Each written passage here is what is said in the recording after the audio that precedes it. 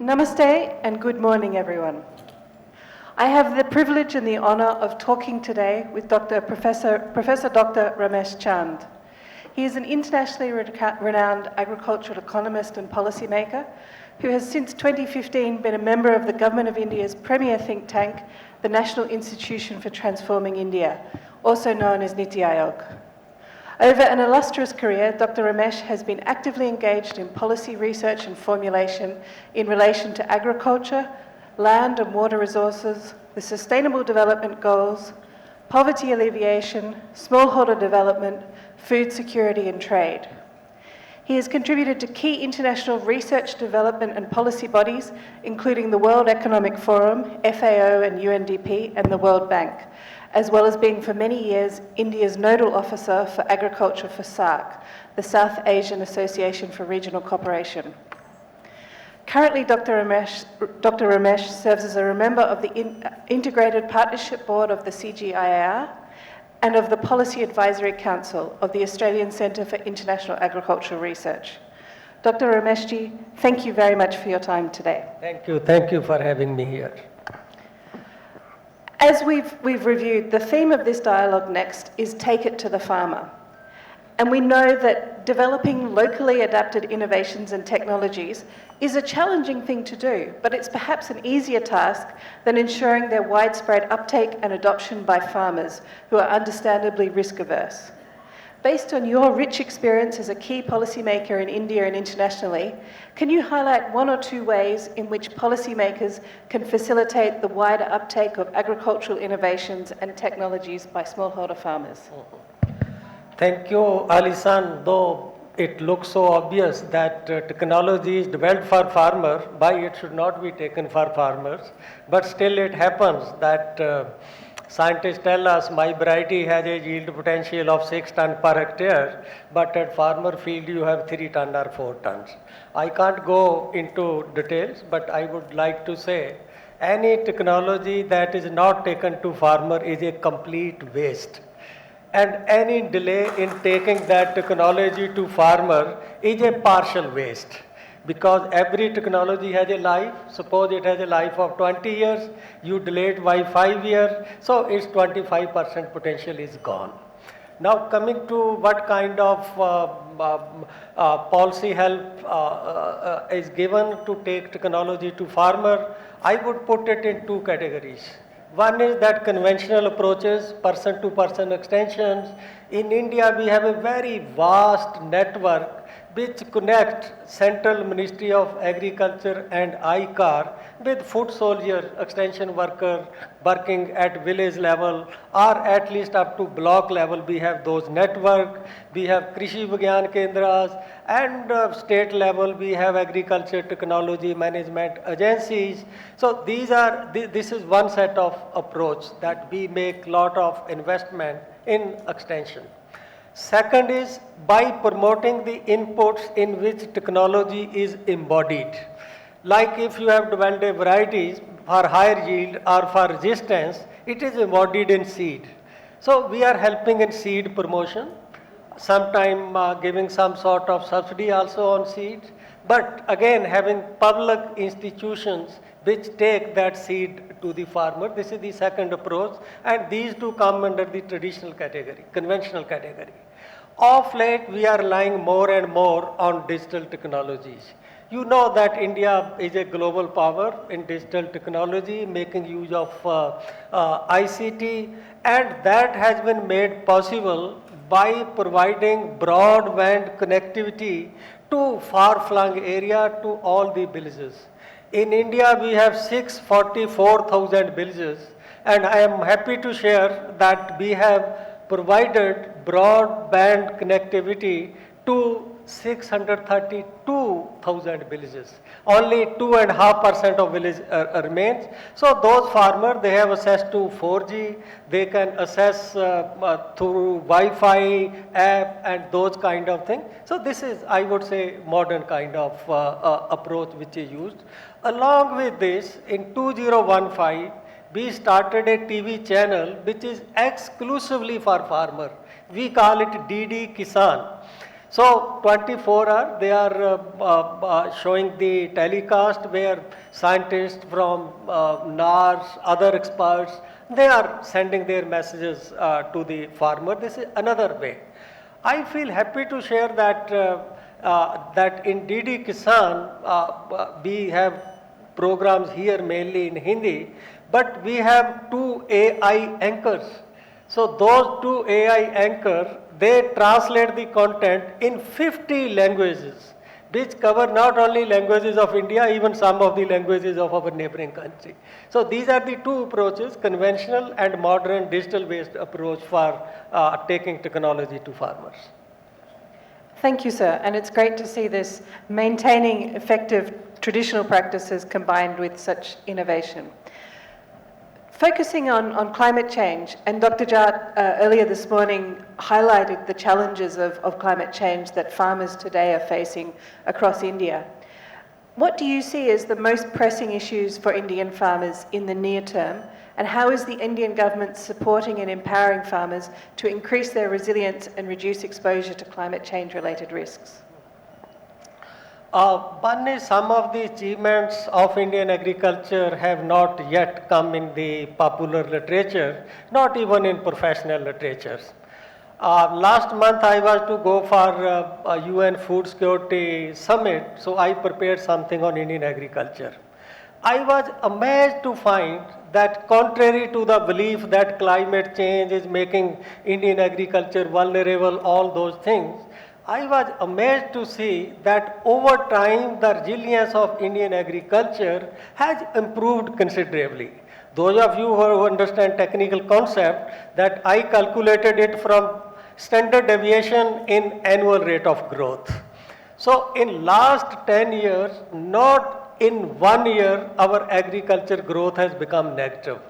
But before that you will find that at least in 3 years out of 10, sometime in 5 years out of 10, we will have negative growth in agriculture. So after 14-15, we never had negative growth in agriculture, which I think is very subtle indicator of resilience that is coming in Indian agriculture. The interest is that how it is achieved. I would say through 3-4 means. First mean is expansion of irrigation. Irrigation is the best instrument to deal with the extremity of climate change, delayed rain, temperature. So we are adding 1% area under irrigation every year last 9 years. Second is through diversification of agriculture. If you look at what is share of crop in Indian agriculture, particularly field crop, it is declining. Share of horticulture, share of livestock, fishery, it is expanding. That is our second source of resilience. The third source of resilience is technology. We have a very responsive system. I know that 4 or 5 years back when our beet was badly affected by terminal heat, the scientists were already ready with a variety which can tolerate those kind of things. So then the investment by farmers. So these are the 4 factors which are helping India, that so far we have prevented climate change to affect agriculture negatively. But there is a tipping point. We have to be on foot. We have to be prepared to deal with these kind of effects. Thank you, sir. And yes, you're right. To make these improvements, it's a partnership between policymakers, farmers and scientists.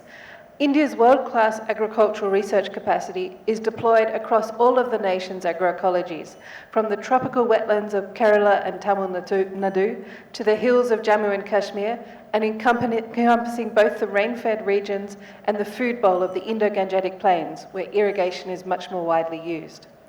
This expertise across such a diversity of agroecologies positions India well to be a global leader in sustainable, climate-resilient agriculture. How do countries work together to improve food security globally, and what could be India's role on the global stage?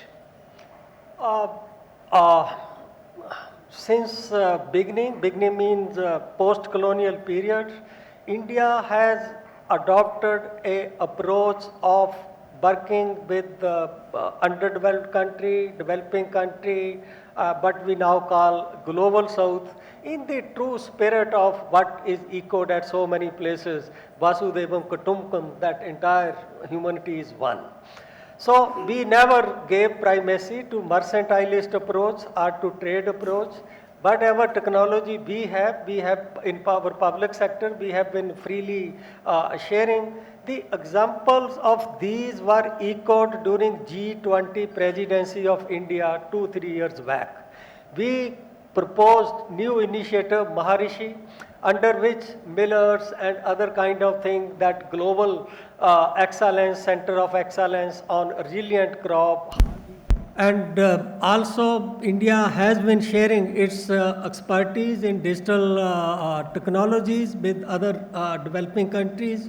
Recently we have set up a center for South-South collaboration with the involvement of two institutions. One is ICRISAT and another is our research and information system for developing countries. So we extend strong support to CG. I think that is also a way that how you are helping other countries. And even in the global fora, wherever opportunities come, we are very strong supporter of to keep agriculture technology as far as possible as a global public good. So these are some of the measures which we are adopting in a brief time. I can elaborate only these kind of things, that particularly whatever international mechanism become available to us, we make use of that to promote interest of developing country in agriculture. The most recent example is that of G20. Thank you, sir. And my last question is around our moving. In India, we are moving towards Viksit Bharat 2047, which is India as a developed nation by 2047. What are the and so when usually when researchers and policymakers talk together, it is the researchers like me saying to the policymakers, "Oh, sir, please give us this, please help us this, please enable us." So I want to end by flipping that narrative.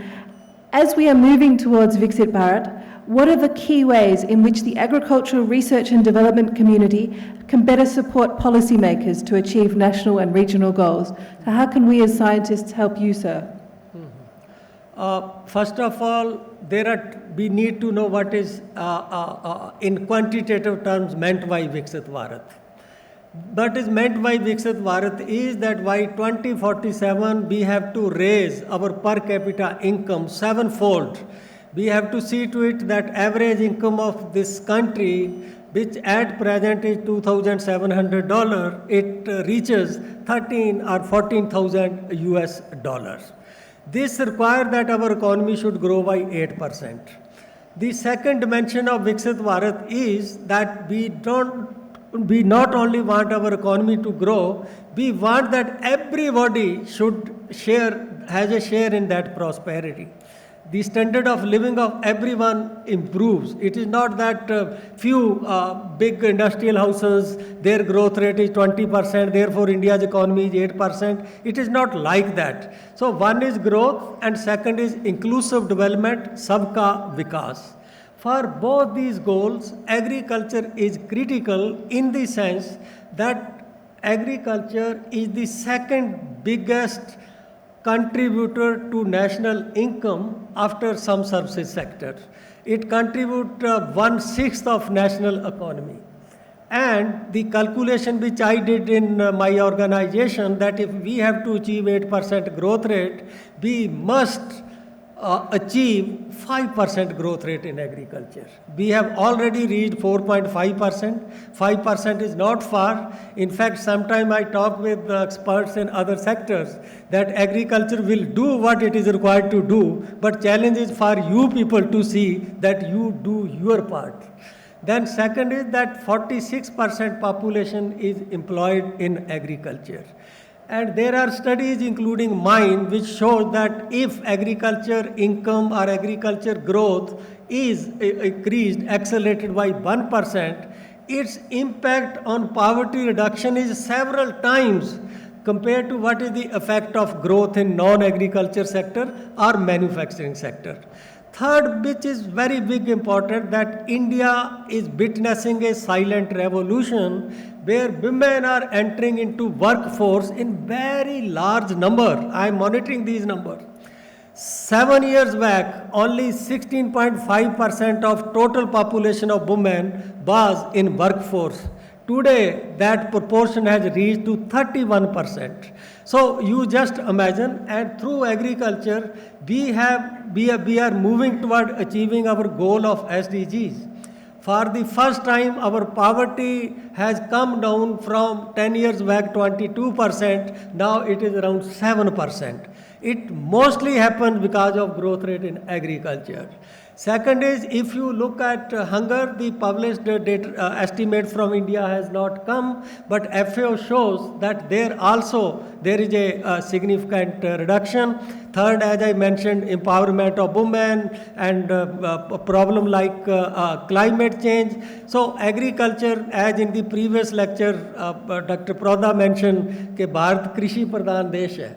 So without agriculture, you cannot achieve any big objective in India. Its size is so big, the number and proportion of people who are involved in agriculture is so large that we don't see any other alternative.